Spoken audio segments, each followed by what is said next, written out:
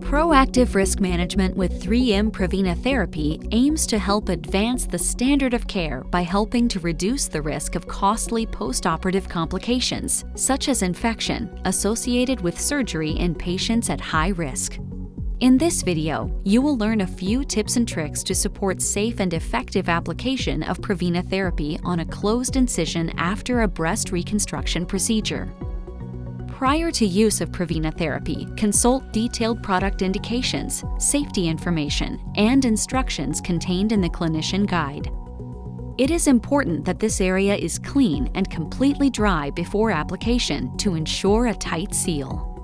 Once incision and peri-wound skin is clean and dry, apply 3M Cavalon No Sting Barrier Film to peri-wound skin to prepare the area.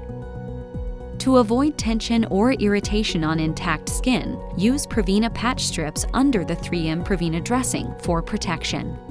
Avoid placing Prevena patch strips directly on the closed incision. When using the 3M Prevena Restore Belliform Incision Management System, select the correct size for the desired coverage area, paying special attention to allow space outside of the foam for adhesion. Place the dressing to allow for flexing and patient movement during wear of the dressing.